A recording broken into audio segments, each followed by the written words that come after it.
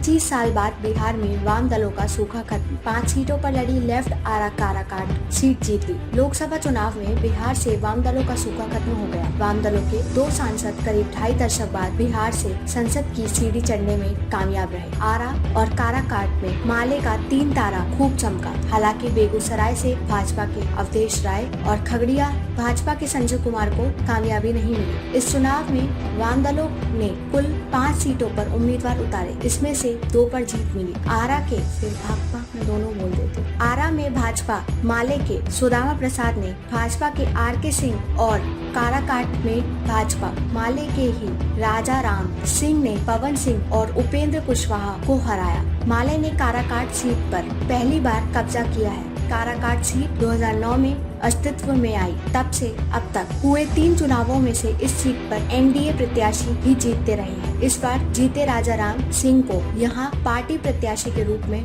हार मिल रही थी। इस बार इंडिया गठबंधन का साथ पाकर माले ने NDA से यह सीट छीन ली। आरा सीट पर माले को वर्ष 1989 के बाद कामयाबी मिली। अब IPF के बैनर तले उतरे पार्टी के रामेश्वर प्रसाद को जीत मिली थी। यानी आरा सीट पर 35 साल बाद माले को कामयाबी मिली। वाम दलों का वोट प्रतिशत पिछले कुछ चुनावों में 3 से 4% के बीच ही रहा है। इस बार वोट प्रतिशत भी बढ़ा है। बिहार में वाम दलों को इससे पहले वर्ष 1996 तथा उसके बाद 1999 में कामयाबी मिली थी। 1996 में बलिया सीट से शत्रुघ्न प्रसाद सिंह तथा 1999 में भागलपुर सीट से माकपा के सुबोध राय चुनाव जीते थे। वाम दलों के लिए इस बार का चुनाव अस्तित्व की लड़ाई थी। इंडिया गठबंधन का साथ पाकर वाम दल उत्साहित थे। साल 2019 चुनाव में वाम दल 0 पर आउट हुए थे। पिछली बार राजद के समर्थन से माले ने आरा लॉस सीट पर उम्मीदवार उतारा था, लेकिन भाजपा ने माले को करारी शिकस्त दी थी। माले